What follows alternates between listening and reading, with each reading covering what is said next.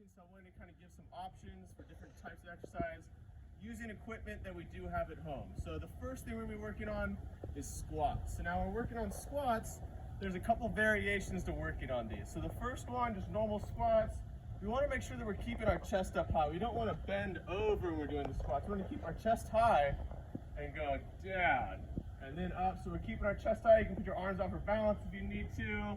We're going all the way down to 90 and back up. Now if we need to practice this, we can use a chair. So there's a smaller chair if you're a little shorter.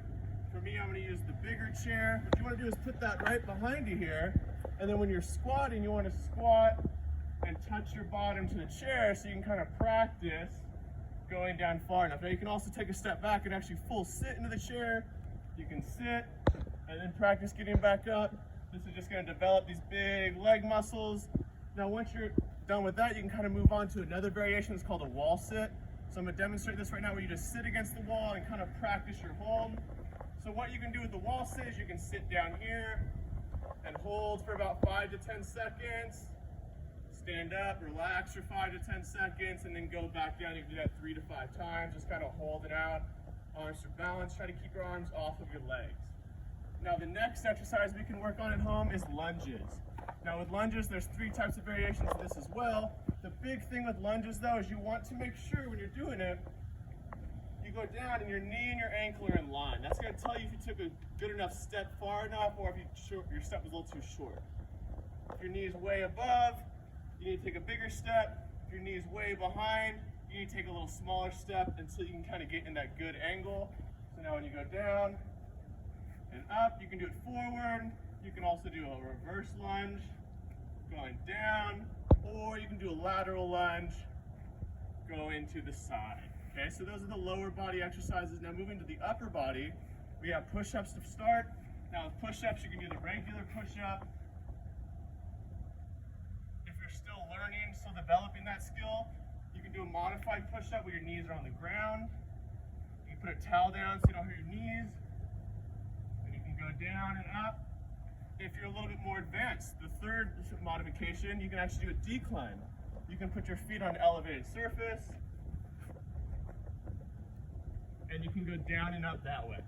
Just depends on where your level is, and you can advance or go down, just depending on how you're feeling that day. The next upper body exercise is pull-ups. Now to practice pull-ups, you can use a table. Just make sure you're putting weight on the table so the table's in tip when you're using it. So on this one, you're going to lay under the table, hold on, and you can pull yourself up, kind of developing that upper body. Now the last upper body exercise is dips. And once again, we can use a chair, we can use a bench, wherever you're at. Just put the chair behind you, and put your arms up here, and then you can dip down, okay?